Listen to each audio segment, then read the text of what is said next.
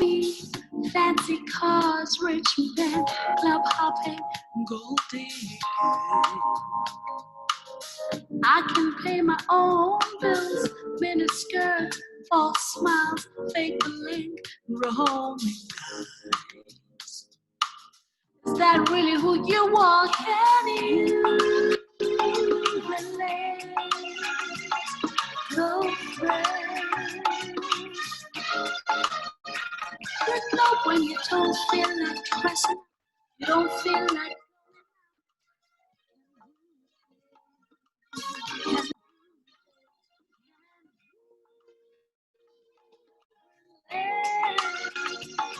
go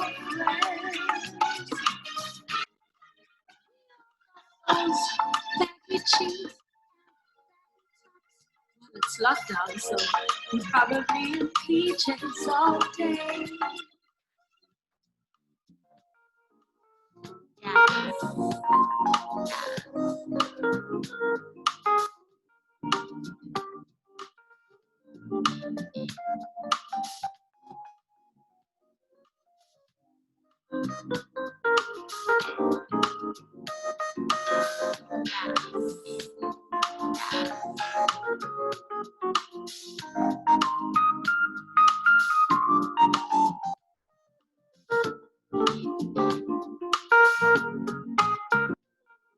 It's 16 hours. Can you relate? No friends. You know those days you wanna stay in PJs all day. No ounce makeup, no lip gloss, no mascara, no eyeliner, no teasing, no friend, no. You know when you don't feel like September, you just wanna go for full cream. Can you?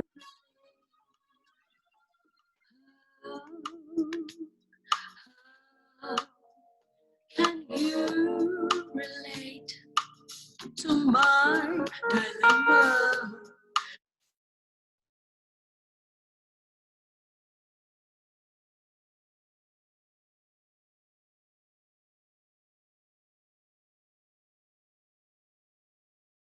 You ready, Leanne? I am. Yep. Good afternoon, everyone. My name is Leanne Lewitz. I'm a lecturer in the Drama and Performance Studies program at the University of KwaZulu-Natal.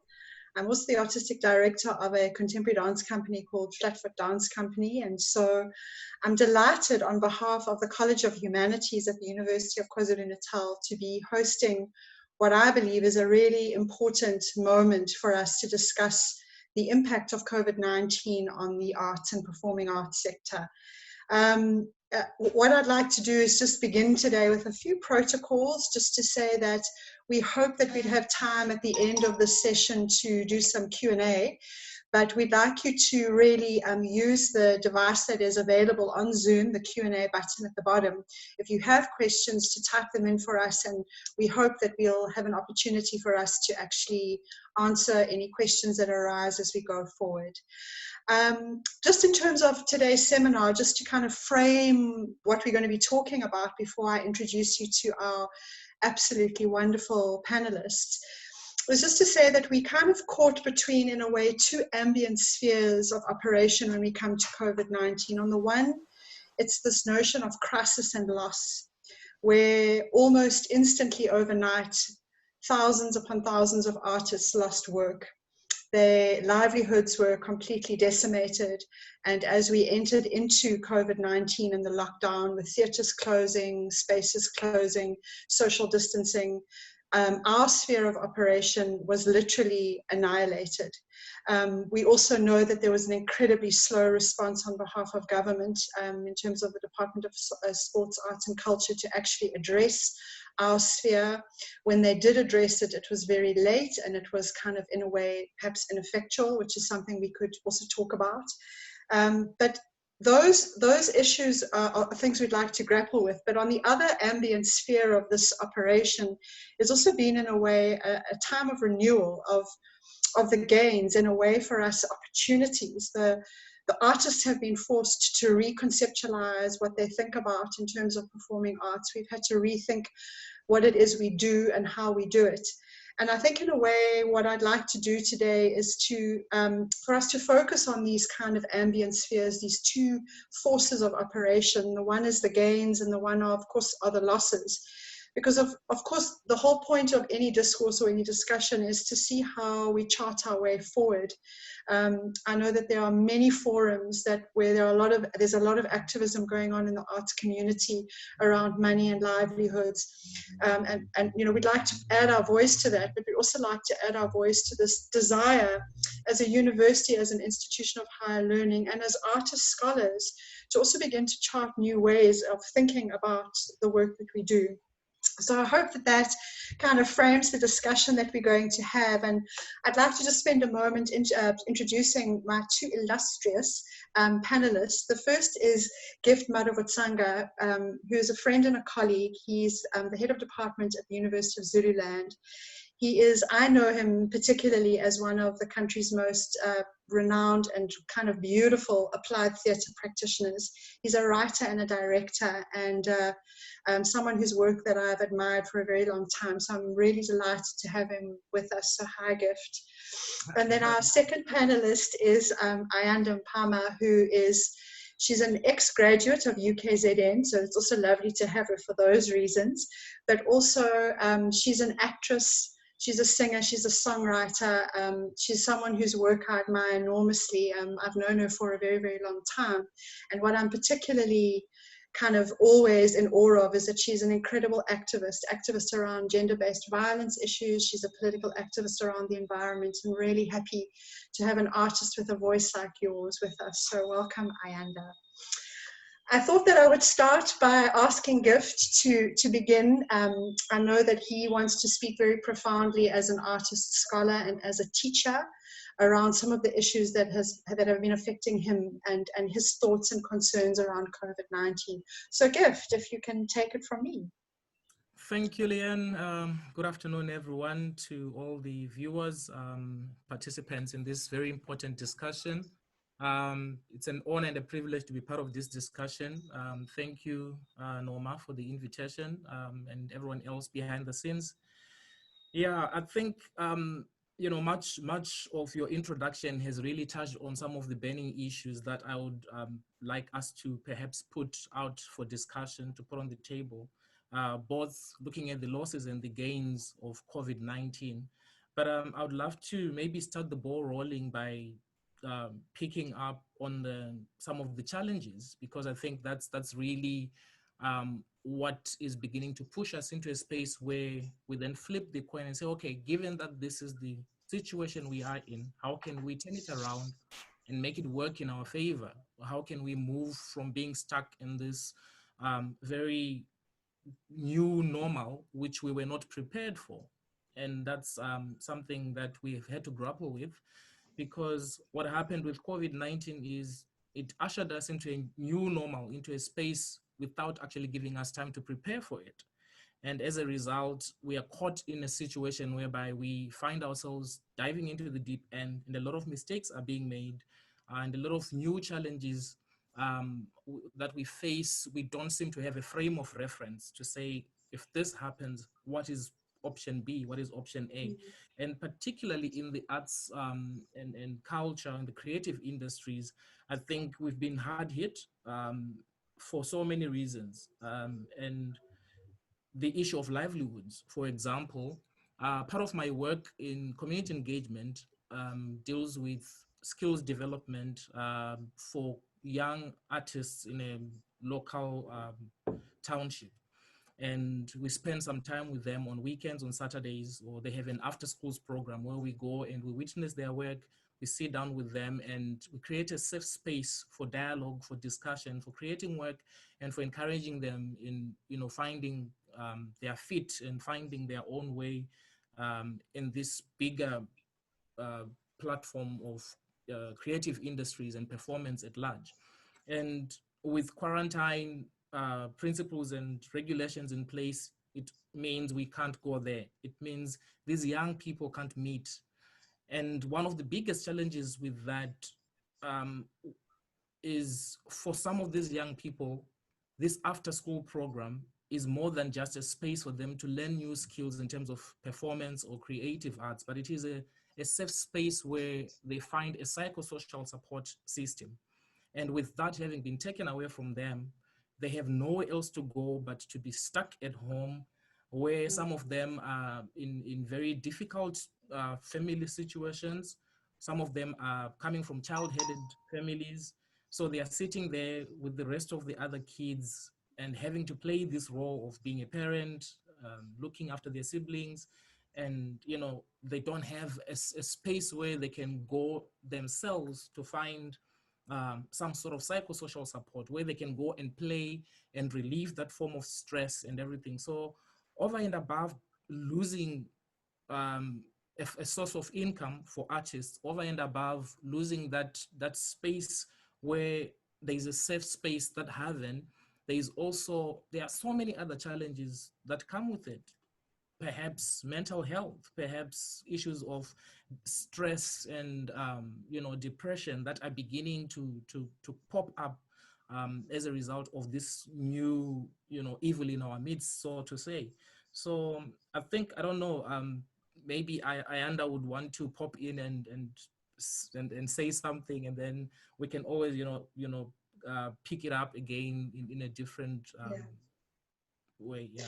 It's a good point also for me to speak to Ayanda, and I can see her mic is muted, so I'm going to ask her to unmute her mic. But also, Ayanda, part of her activism and the work that she's doing as an artist is that she has a very strong belief in the power of storytelling as a kind of healing methodology. And I'm interested in looking at this idea of, historically in a country like South Africa, we've always understood that art and politics has connected, that we sit side by side. Artists have been part of a political struggle, from the beginning in a way, and it was artists who were primarily detained. So there's a whole history of struggle in art. So I'm interested to listen to you also speak a little bit about what you feel COVID-19 has forced artists to think about in terms of their social responsibility.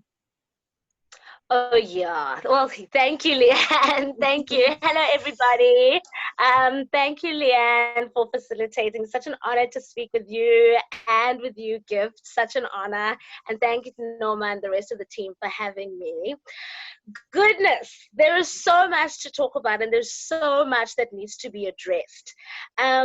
In terms of, I'll come off from where, your question, Leanne, in terms of how we as artists now are part of a new struggle.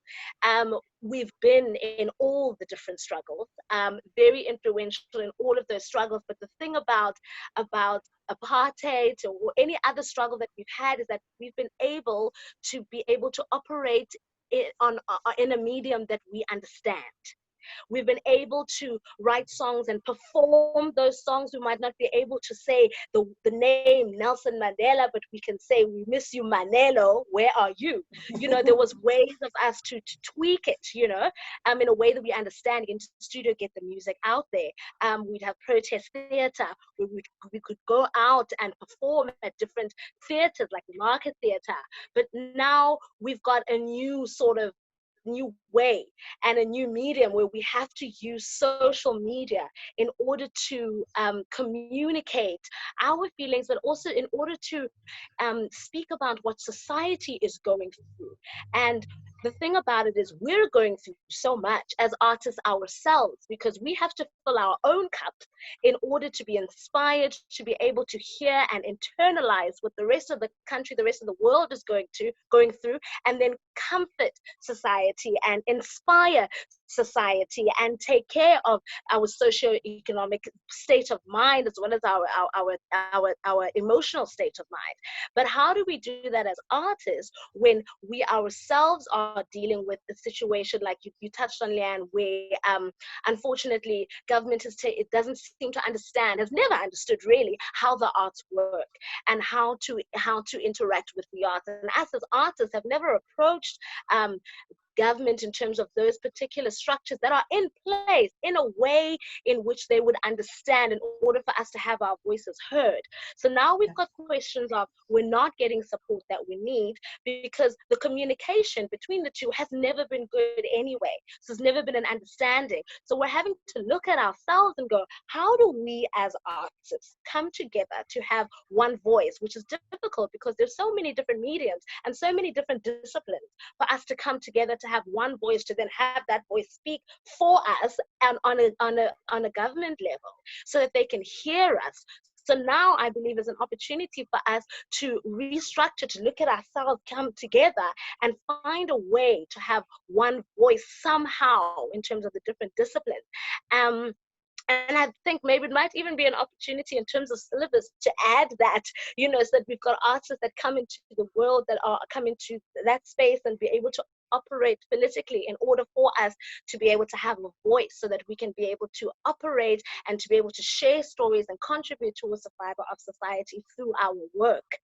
And talking about the filling of cups, you know, for instance, like we're saying, you know, artists now from all of a sudden having all this work for the rest of the year planned out, ripped from under our feet, having to now think about our families, to support our families, our responsibilities, and having to be able to also stay technically fit, to be able to sing, to make sure my voice is fit, to make sure my body is fit, to make sure my mind is fit, in order for me to be ready for the new normal. But at the same time, I need to be contributing towards the new normal right now, and that is the challenge. And I'm particularly also worried about us as artists losing hope. In terms of the fact that now there are many people who are having to do different things. I know quite a few of actors who are theatre actors or television actors are now going into selling vegetables, you know, opening veggie patches or finding ways of getting fresh produce and selling that in order to take care of his family. So now we're starting to diversify, and I worry that we might lose artists to that because of artists feeling like they have no option and there is no choice, and they have to now leave what they love because it's just too much, and there isn't a way to be sustained, which is something that we need to address as the health of artists in order for us to be able to help everybody else, because we do need music, we do need theatre, we do need stories to be told. And the thing is, we are the support for everybody else who is on lockdown. Everybody is logging on to Instagram, onto Facebook, onto Twitter, because they're thirsty and needing comfort in the state of insecurity. And so we're finding a lot of artists as well. I call them the Twitter monologues. I don't think I came up with that. I think it actually was a title that was around before, but I've adopted it. The Twitter monologues, where people are revealing very intimate stories about themselves, people who have got thousands and thousands of followers. And I think, oh my goodness, imagine if we took these stories, carried them, wrote them in such a sensitive, delicate way, and then told them in a way where the artist is a safe environment. Because the thing about social media is it's not a safe environment for the soul of an artist. It really isn't. So when you reveal certain things about yourself, who is supporting you, and how do we cherish those stories? Because those are real people's stories that are going out and comforting other people.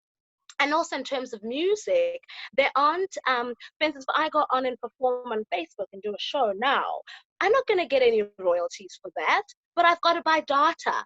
So many beautiful collaborations are happening online, but the bottom line is the artist still needs to be able to sustain themselves financially, emotionally, psychologically, in order to contribute towards the fabric of society. And there are the wonderful organizations who are commissioning, and therefore they are taking care of the artists, you know, but they aren't enough.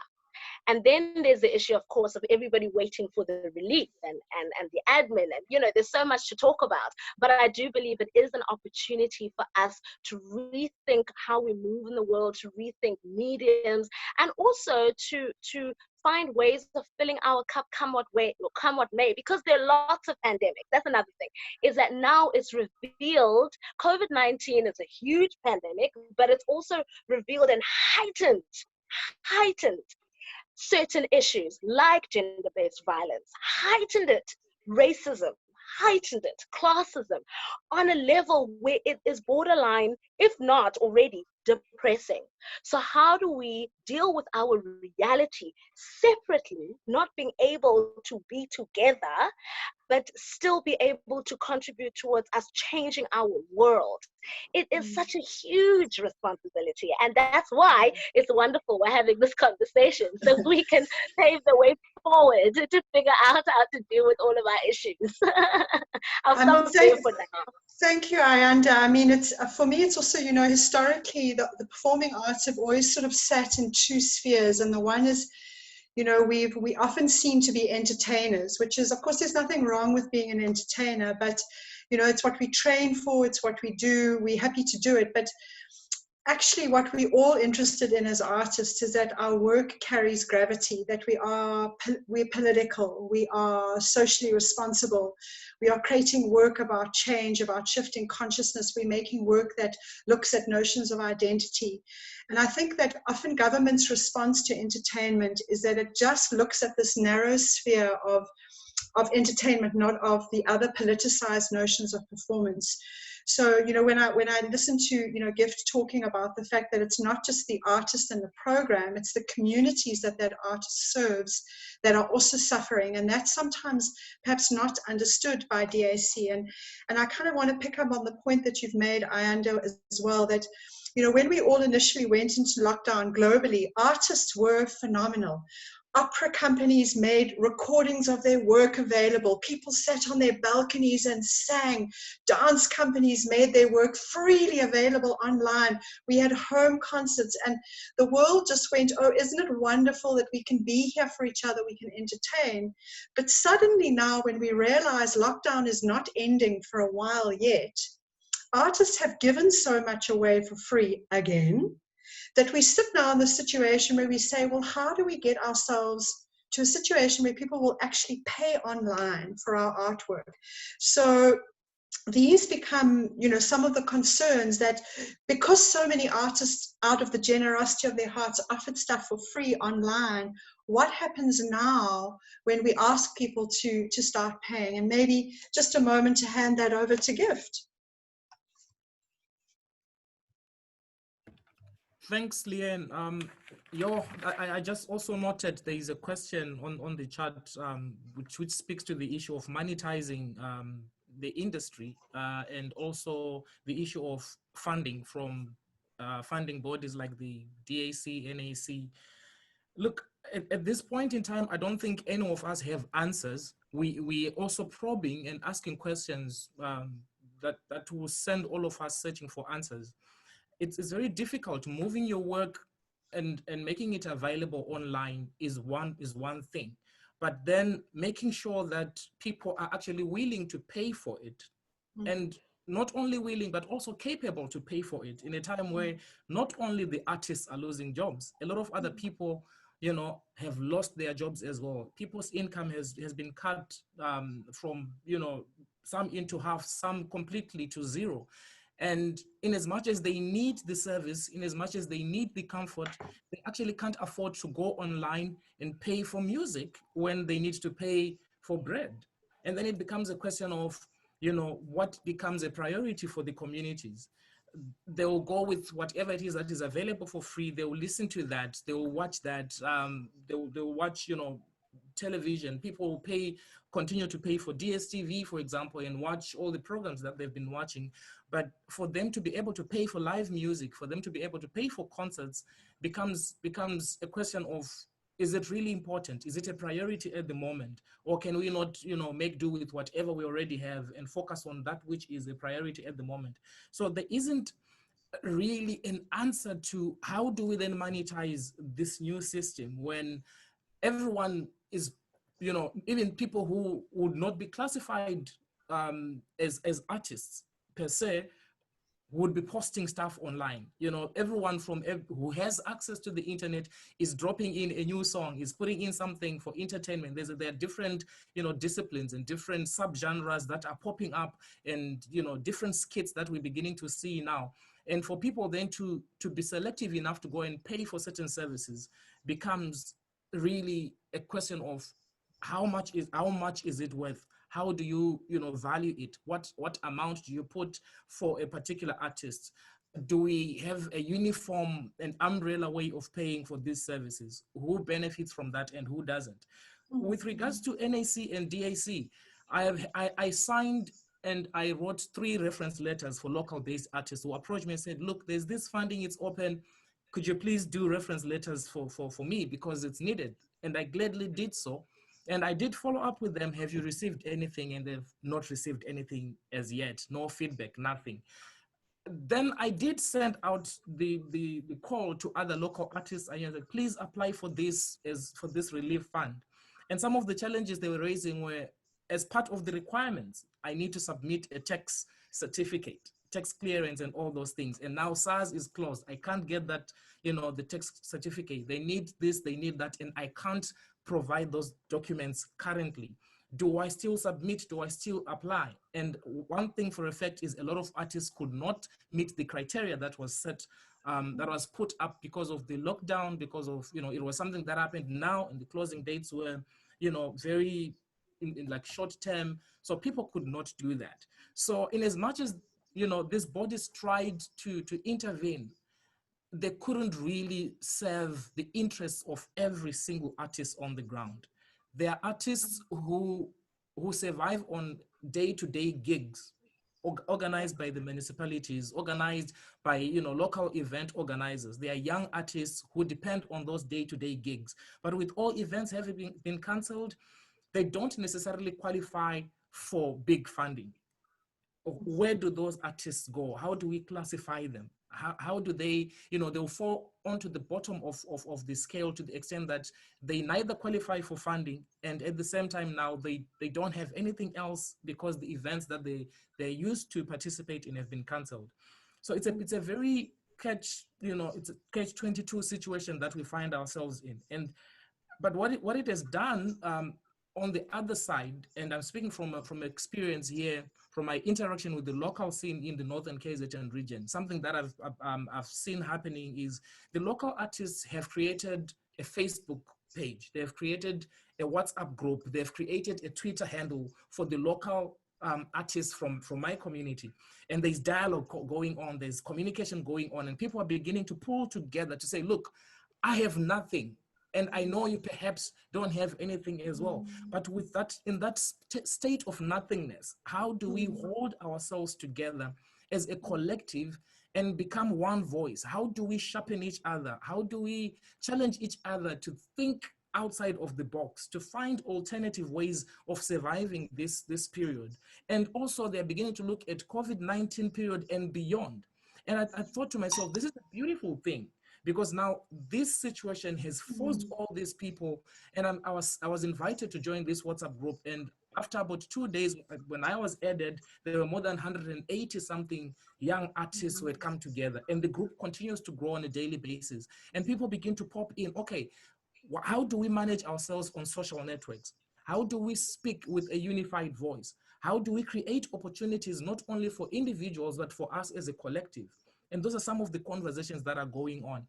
And for me, it's beautiful to watch when people begin to realize that this is not an individual challenge. It's affecting us as a community, but particularly for the artists, there is a need to come together. And I was looking at some of the, you know, the conversations in that WhatsApp group, that people were saying, look, we have had differences in the past. We know we don't get along because you think your art is better than mine and all those things. But let's put those differences aside and say, how do we grow each other from here on?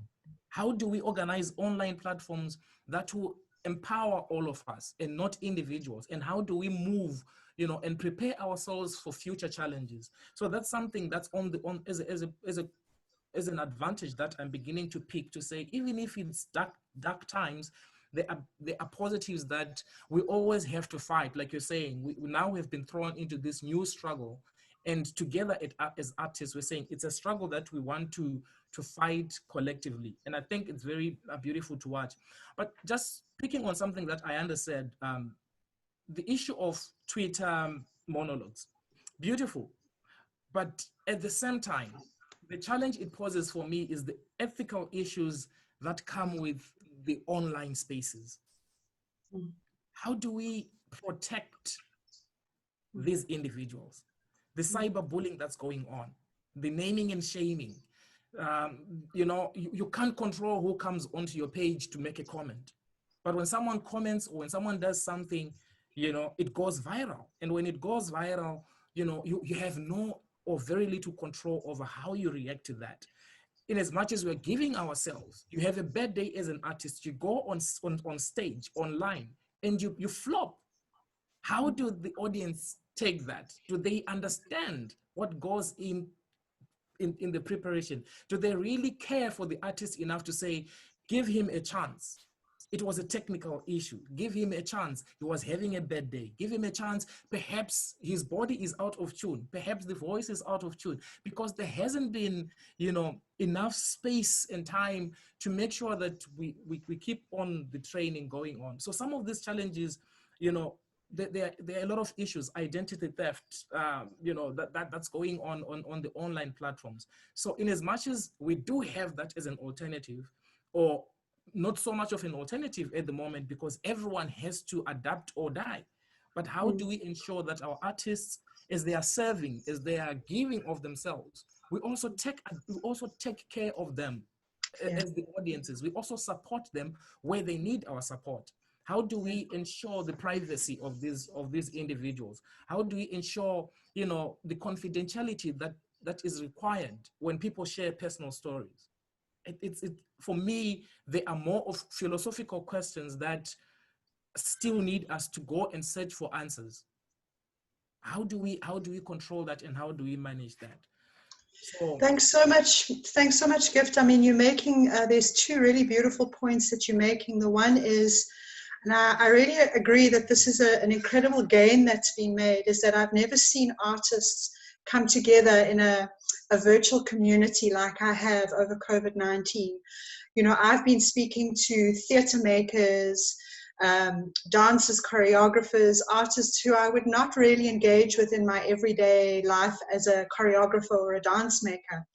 And so I think that, your understanding and your very beautiful point around the space has provided a wonderful community, a virtual community of support, because we realize that actually, post COVID-19, all of us want to get out there and make work. We don't know if people are going to want to come back to theatres. So all of us are facing those kinds of things. So I agree with you. It's been an incredible space for creating community and a community of like-minded spirits who care very deeply about the form that we have. I'm also interested, to pick up on this idea that you raise, that this notion of adapt or die, and I kind of agree with you, and I think this is also perhaps one of the gains. I mean, people who know me know that I'm a total technophobe. I sort of, if I can possibly still use a CD or a DVD, I'll do it. But I know that for me, I've had to learn about new technologies, and one of the challenges that I've faced, for example, in my work with the Centre for Creative Arts at UKZN, is to actually take the Jomba Contemporary Dance Festival into a digital platform. And the transition has been a huge learning curve, and the festival's coming up at the end of August. Artists have been incredible about offering work and wanting to be part of the platform. But I know, and this is really the question that I'm raising, and perhaps Ayanda would like to pick up on it. One of the concerns that I have, and I don't have an answer, it's just a concern that I have, is that one of the things that Jomba and the Centre for Creative Arts do a lot is that we have a huge community portfolio. And by that, we mean that we are very, very careful that we make sure that our artwork doesn't stay as the domain for the rich, as the kind of the domain for the elites who can make it into a theatre space. While we love to do that and we love to make work with the theatre, one of the things that we do is make sure that our work travels beyond the borders or the boundaries of the proscenium arch. And I worry that by moving our platforms and by moving our art into a digital space, we are leaving behind huge numbers of potential artists, of people who want to take advantage of the classes or the training platforms. There are spaces where there's not connectivity, where people do not have data, where they are living in spaces where it's impossible to sit in virtual environments. And I worry, because it's always been, for example, the mandate of Jomba to take dance out, to make these artists who come from all over the world go and share their work all over, you know, eThekwini. And suddenly our festival becomes the domain of people who have data to access, and devices and electricity and etc. And I'm worried that this, you know, what is on one hand this wonderful gain of technology, I'm worried on the other hand we're going to lose a lot of people. And I wonder how you feel about that, Ayanda.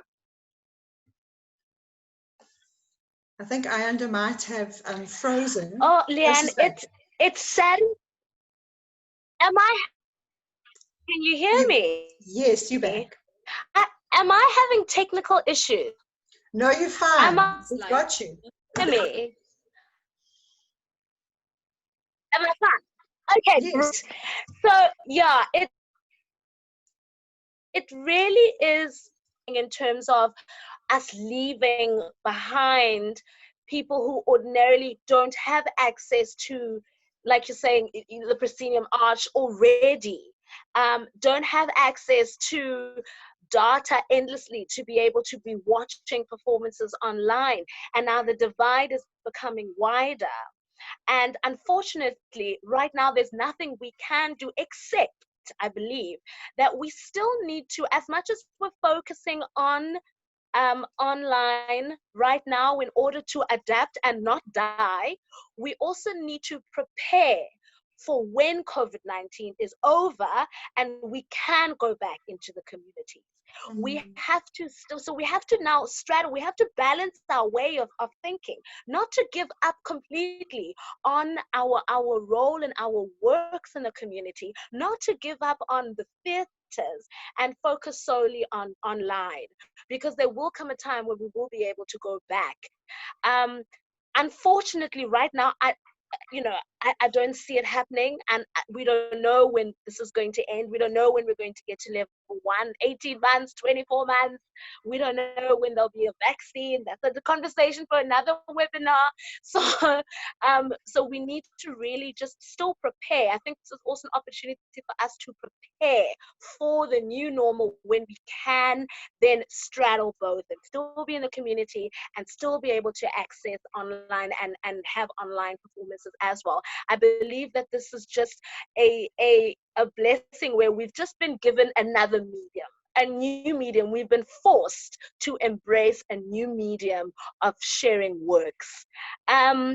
When it also what you touched on Gift, in terms of how do we protect the artists, how do we protect the integrity, how do we control, for lack of a better word, online, Twitter, the bullies. I've been a victim of cyberbullying. Listen, like, Twitter is not for me, shame. But I've had to then face it now with us being forced to be online. So how do we control it? I believe that now is the time for us as artists to get involved in policy making. We have to force ourselves into policy making so that there are policies in place that will not allow for cyberbullying, will not allow for people to be taken advantage of on online spaces, will not allow for stories to be stolen from one person taking them and giving it to somebody else, or taking it and making it their own. We have to get involved in the policy in order for us to make sure that artists are supported and that stories are respected and cherished as they are, and be able to get to the community, get to everybody in the most sincerest, honest way, while still being protected and while still the people being supported financially, emotionally, and psychologically. Another thing as well, just also on the policy, is that now we've got a situation where on television there isn't enough footage, there isn't enough works that are going to be able to be aired because so many productions have had to close down. So what is happening? We're taking old works. The production houses are taking old works, putting them on television, and actors, actresses, directors, lighting designers, they don't get a cent. They don't get any royalties for that. So they're on TV right now, giving comfort to the nation, but they're not being comforted. And we need to make sure that those kind of things don't happen. And we've been having this conversation, but we haven't done anything about it. So this is the opportunity to do something about it. And whilst we are still, because also we've got the challenge of stomach politics. So when we are united when we're going through a bad phase, and then as soon as I am okay, I forget about our role and our bond, Leanne and Gift, and we decided that this is what we're doing and we're united. Then I forget and I move on and I take care of myself. And then the agreements that we have had fall by the wayside. We need to now make sure that in our conversations and in our unity as artists, we're also having the tough conversation of when somebody or other influences come in to make us go back on what we have agreed upon, that we don't do that. Bless you. That we don't do that. That's what we need to do, is make sure that we do not back down, because now more than ever, we need to stick to our word and stick to each other and follow through on the promises and commitments we're making, not only to ourselves, but to our art, and as a result, to the rest of society. Yeah. Thank you. Beautiful. I'm also, I'm also interested, following on, I'm also interested in that, those of us who work in live performance, and I'm not really talking about artists who make film or television, because they're used to a kind of mediated form, but I'm also interested myself as someone who works in live performance, that this transition to suddenly becoming a digital artist is quite a difficult one, because the mechanisms of making digital art, the editing, the sound, are very different to the way in which a choreographer or a director is going to actually construct a piece of live performance. And it's sort of like almost those of us who've been working in live performance, it's also been expected that suddenly we will be making art through this visual, medium. But it requires a different set of skills. And I'm wondering, Gift, as someone who works as a director, a very profound director that you are, how you have found that transition, or if it's a transition that you don't want to make. What are your thoughts on that? Leanne, that one is it's a big one. The digital divide is real. First of all, not everyone has access to the resources. Yeah. Not everyone, in terms of our audience, will be able to sit in a 1-hour webinar session. Not everyone will be able to afford data to sit in a 30 minutes performance presentation that is taking place online. Some people are in areas or in spaces where they can't actually afford the connectivity. That's on one side. Then the technical aspect. Theater, for example, is ephemeral. It happens in the here and in the now. There's an immediacy between the performance and the performer. There is an intimate space that is created where there is an immediate reaction and conversation between this group of people who are witnessing, and they form part of the performance. So when you direct for theater, you direct three things. You direct the audience, you direct the text, and you direct the performer. So the relationship between the performance and the audience, the performer and the audience and the story, it's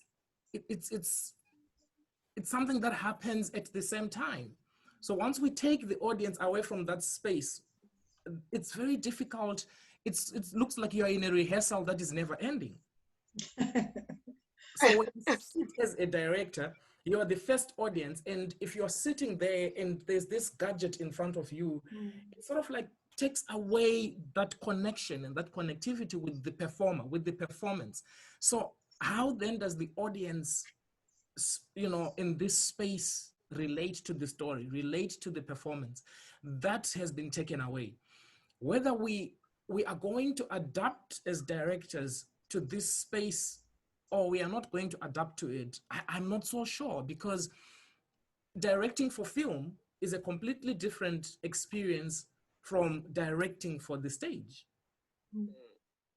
How you work with your artist and how you coin the story and how you weave it together is a completely different experience.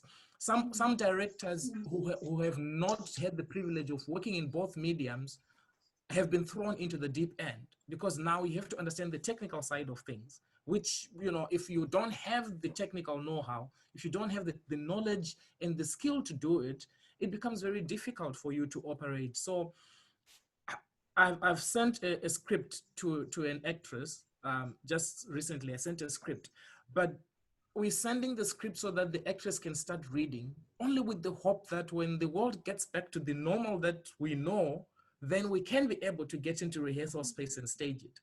But to say I can direct someone in Joburg whilst I'm here effectively and be able to stage this performance online, I don't really see how that is going to happen and still carry the same weight that theater does in its ephemeral nature, in its here and now nature, in its immediacy and intimacy with its immediate audience. So those are some of the challenges we are facing. But if this thing, as for now, we don't know when it's going to end. If this thing has to continue, then we are forced to learn how to do it. We're forced to create green screens, and at the back of the screen, we're forced to create sets that are artificial and have the story told at the end of the day. We are being forced to make do. We are being forced again here to think creatively and outside of the box. You know, I always tell my students, nothing is impossible. You know, there is always a way around it. But now I'm sitting here and I'm trying to say, okay, how do I convince myself that it is not impossible? How do I even convince myself as a director to say I can direct someone and they can still, you know, be able to carry, you know, the duty of representing this character on a stage, which is artificial, you know, and share this to a wider community or into an audience on an online or a digital platform. So it is a transitional phase. I've seen performances that are happening online, both music, theater, different, you know, type of performances, but it is a fact. It is a different medium, and it only speaks to a different audience. It will not be able to reach out to everyone else who is a theater lover. There are people who, once that whole idea of make-believe, when they walk into the theater, when the lights dim, it means something. There's a reason it has to happen that way. And when that bell goes and that announcement is made, that transition in your mind to say, yes, now this is happening and I'm watching this through a window and a fourth wall, it has been taken away from us. And these gadgets in front of us are gadgets, they present themselves as a threat to some people, and they feel uncomfortable now having to interact with theater, with stories being told in this manner. And it is a challenge, but how to resolve it, how to address it, for now remains a question. You've just given me goosebumps thinking about that feeling at the theater. Oh, I just got so emotional. So emotional. But you know what, perhaps, sorry? I'm saying we miss it, but can we actually recreate it in this new normal on a digital platform? Or something that we have to learn to let go and embrace what the digital platform is offering us? Perhaps it's an opportunity for text, for the actual story. Like, I'm just talking about in terms of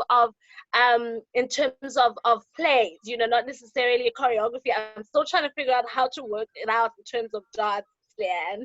But perhaps it's an opportunity for the text to come alive in terms of the story, because often when there's so many things happening in a theatrical performance on a stage, sometimes you miss the words, sometimes you miss the power and in the words in the performance sometimes. So maybe it's an opportunity for us to tell stories and have the actual words and the actual story become so much more powerful in what it's being told.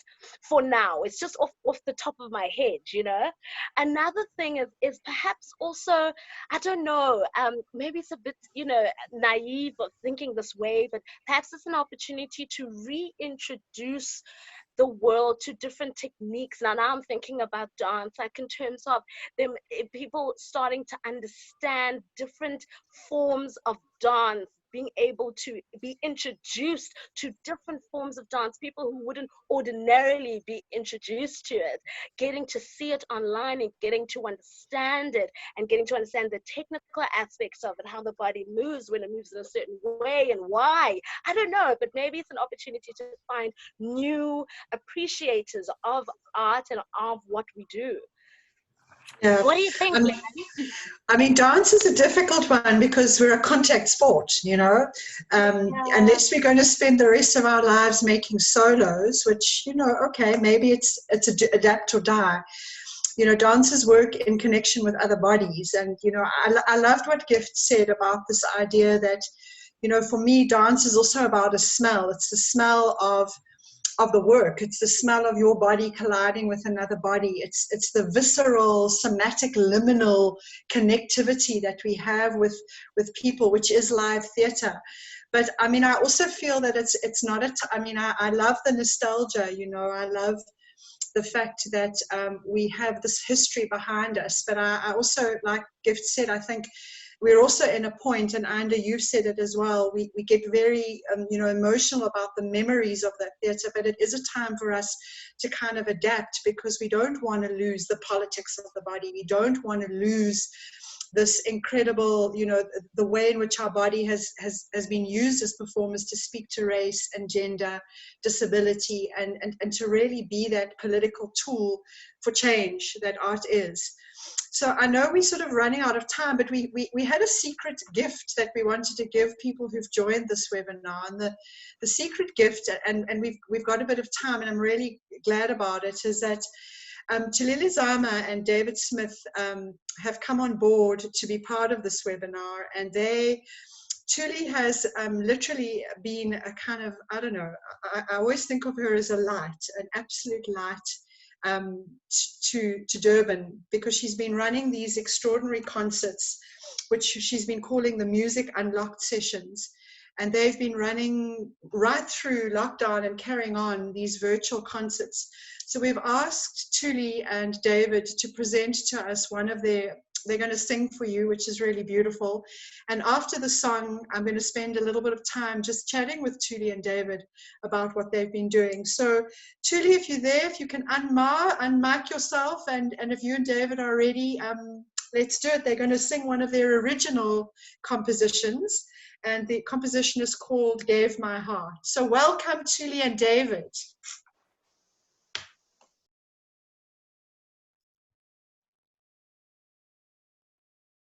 Unmute your mic.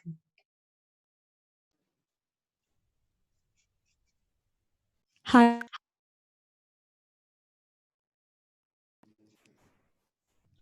Hello. Can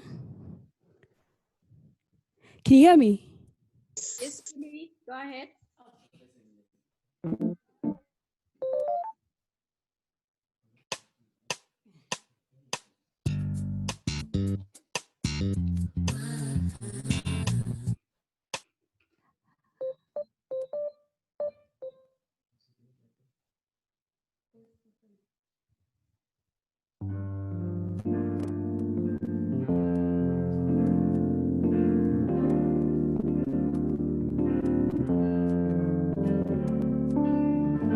Why?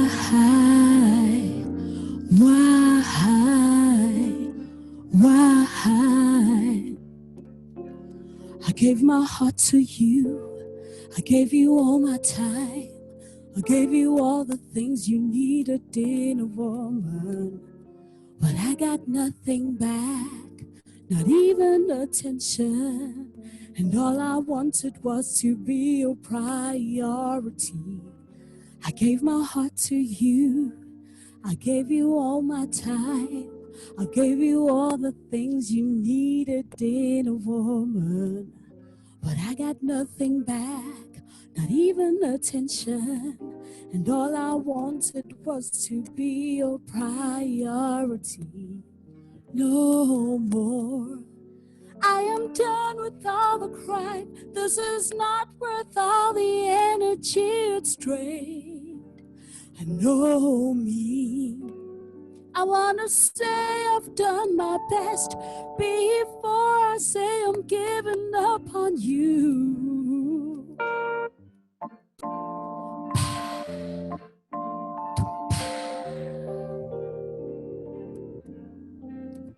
Why,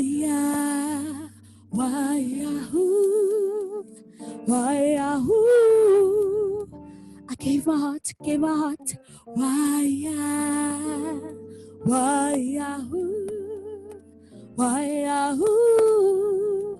I gave my heart, I gave my heart to you.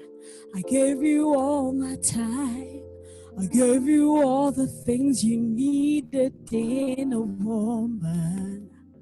But I got nothing back, not even attention. And all I wanted was to be your priority. I gave my heart to you. I gave you all my time.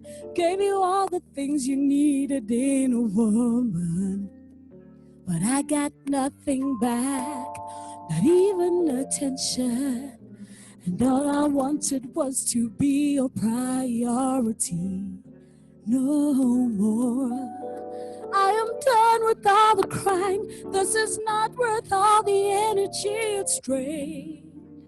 I know me. I want to say I've done my best before I say I'm giving up on you.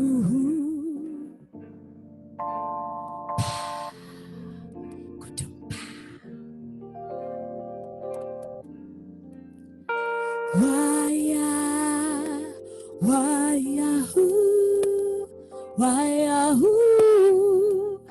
I gave my heart, why,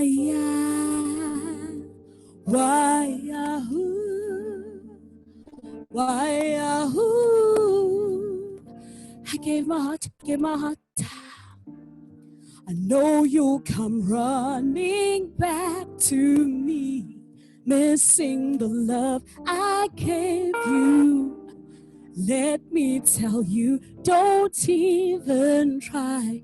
You had all these years and now I'm letting go. Whoa. I gave my heart, why,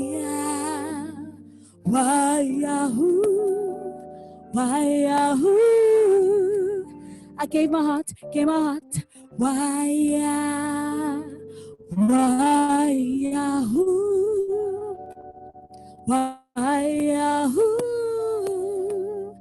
I gave my heart.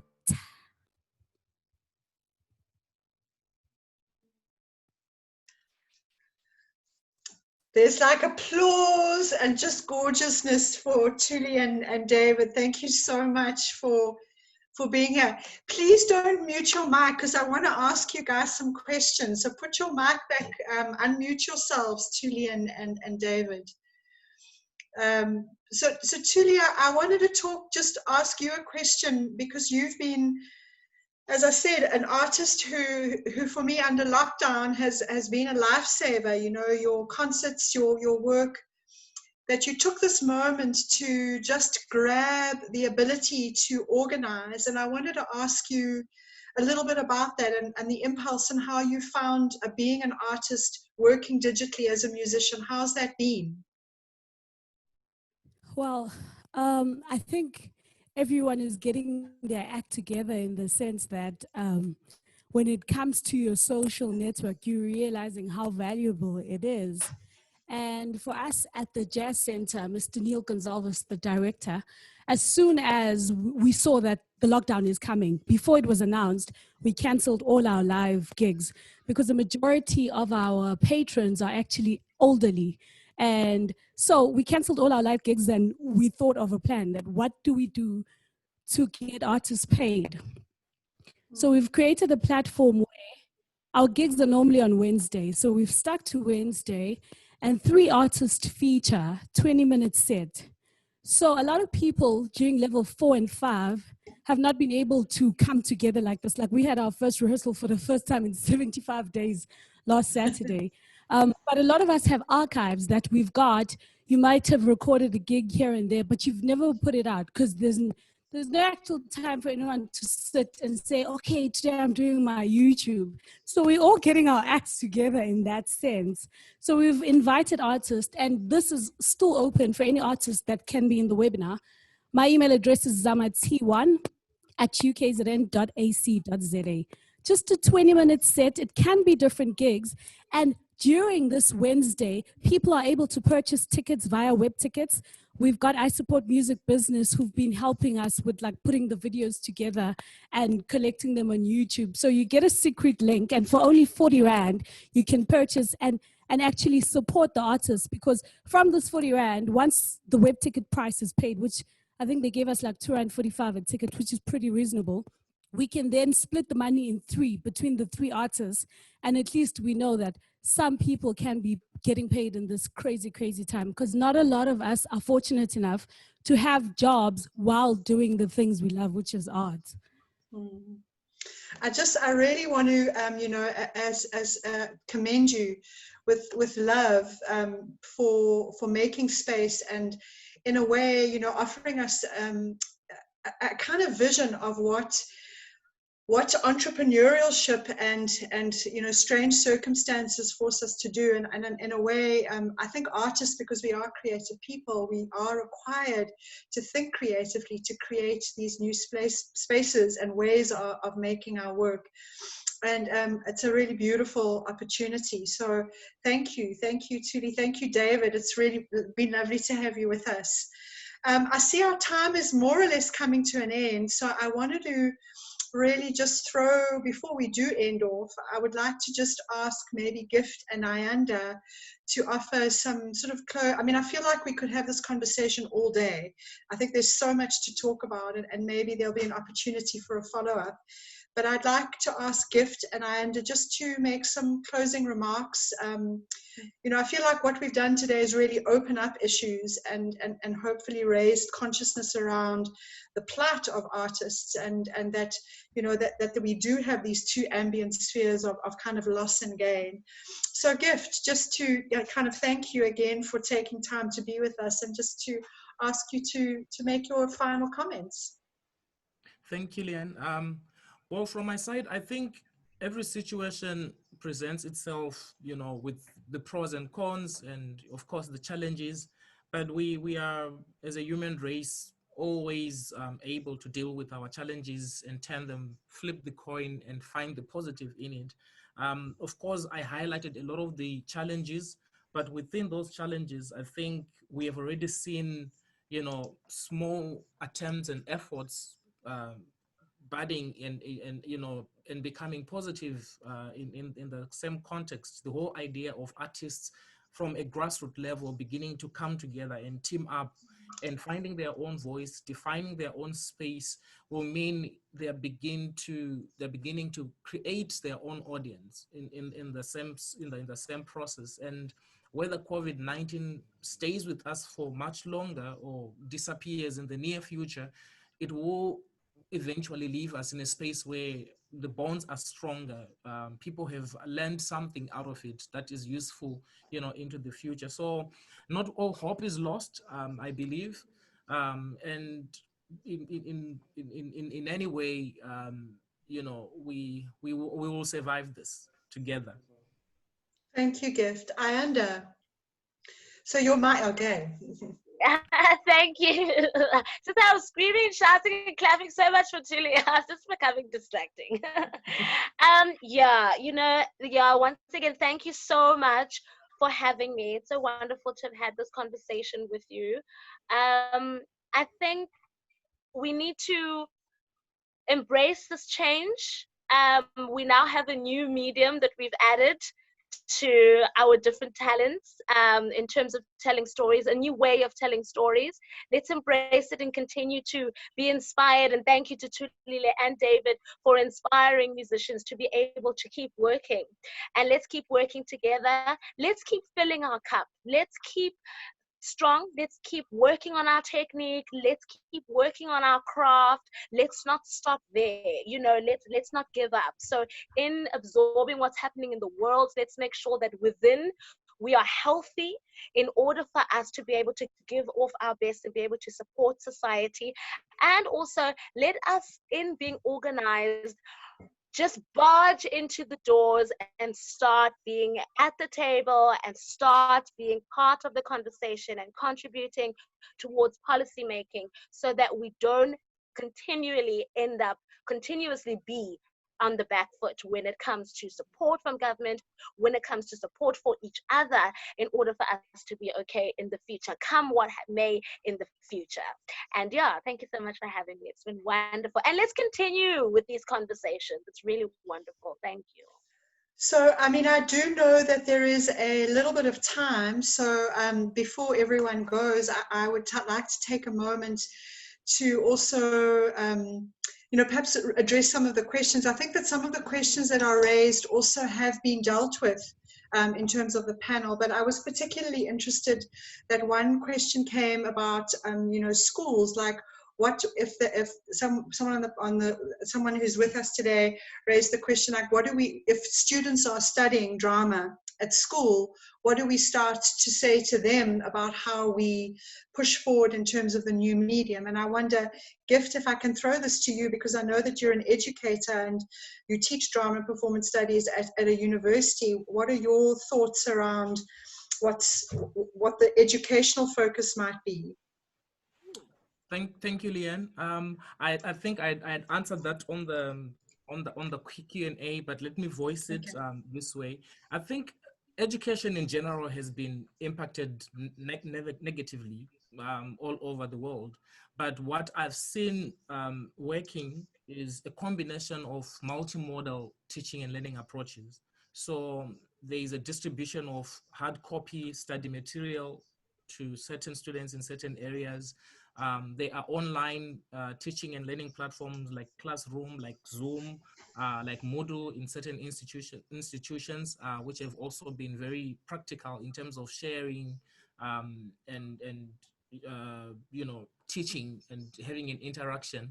The medium of drama, theater, and performance being practice-led poses that question of, how then do we deal with that? But what I've seen useful in some instances is having an interactive sort of like approach where you can pre-record yourself in a studio and share it, and students can download it from different mediums. There is that, I think kind of support that the student feels like the lecturer or the teacher or the facilitator is still with us in this, in body and in space. For those that have access to the internet, obviously video conferencing for smaller groups has also proven to be very effective. But of course, with all that having been said, I'll acknowledge that we have a very serious problem with the digital divide. People don't have the internet access and other people don't have data, or they're in areas where connectivity is an issue. So that still needs to be addressed and handled. It is a challenge, but I think there always is an alternative and a way of addressing. Yeah. Thank you so much, Gift. I think for me as well, that young, our disciplines change. The very nature of what we do has completely shifted. And I think, I love what Ayanda said about the fact that we've been dumped into this new world. And I think that we are, in a way, we are frontiers people. We are finding new ways to think about making and doing. In 10 years' time, we're going to look back on this and wonder why we even had this discussion, because new methodologies of making and doing would have emerged. And I think that we're in a difficult place, for young school-going people who have aspirations to become actors or dancers or theatre makers or filmmakers. I think those aspirations have to be there, but I think the world is going to be different. But we can also drive that, and I think that's in a way, the hope that I feel from this discussion, that we're up for that hope. I see that there's one question from the floor, and I'm wondering if we can take that before we finish up. Sure. Sure. Let me allow Dr. Alpondo. Ah! Hi. Patricia, you're still mic'd, but if you unmute yourself, we'd love to take your question. There we go. No, it's so lovely seeing all four of you, actually six of you. It's just been such an inspirational Friday evening jam session.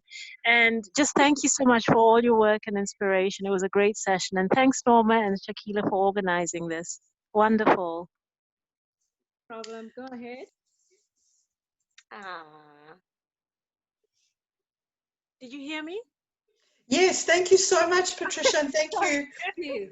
I know that Patricia runs the African Music and Dance program at the University of KwaZulu-Natal. It's the most extraordinary program, unprecedented in this country. And I know that Patricia herself has faced many challenges with kind of putting her teaching online. I'd be interested also to hear what you have to say about that, Patricia. Well, I just came back from delivering some Makoyana bows to my students. So it's really a labor of love, and the students are really putting in their best, and it's challenging because, you know, we're a community and we're used to we're a family. So we sort of feel like a fragmented family, but there's a spirit that's still there and everyone's trying so hard. It was so nice seeing everybody. And as you said, it's a new normal and we're taking baby steps and we'll get there. Yeah. Thank you, Patricia, and thank you for what you do as well. So I think on my side, I'm kind of rounding up and I'm going to hand over to Norma. I'd like to thank everyone for being part of this and to also know that it is a new community, and for us to continue to be a community that works in solidarity as we drive forward to find new ways of being and doing. So thank you from me. Norma.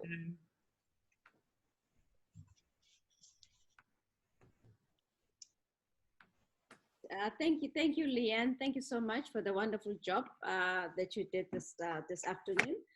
Thank you for accepting the invitation to facilitate this session. I would like to obviously extend our heartfelt gratitude to Ayanda Gift, and also Tuli and David. Thank you for reminding us what we've been missing for such a long time, and thank you for the work that you're doing to keep engaging other artists and also trying to keep our communities going. We're all in this together, so we have to make sure that we try hard to assist each other where we can. And thank you to all the participants. Thank you for taking the time and really coming and coming to spend this afternoon with us. We're hoping to keep this going because obviously this is the new normal. So we have actually learned in the last 2-3 months that you actually have to adapt. We've actually moved most of our events online. We've been hosting these webinars and they seem to be successful. So obviously this is a new normal. So we have to also, I like what Gift said, that it's either you die or you adapt. So we're adapting. So we have to keep ourselves busy. We have to actually stay relevant because things have changed, and I don't see things going back to where they were. So obviously there's a new world out there. So we all have to keep going and keep learning new things. Obviously just remembering that, we shouldn't leave anyone behind and take everybody with us. It might not be possible, but there are ways that we have to adapt what we do and make sure that we don't leave anyone behind. Thank you, everyone, for being here. Thanks again for your time and for giving us an opportunity to actually hear and share your stories with everyone out there. So hopefully our participants actually got something out of the session, and also they'll be in touch with Tuli and David and then keep things going. Thank you so much, and keep supporting our artists. Times are bad. Let's support each other and keep things going. Thank you, everyone. Take it easy. Enjoy your Thank week.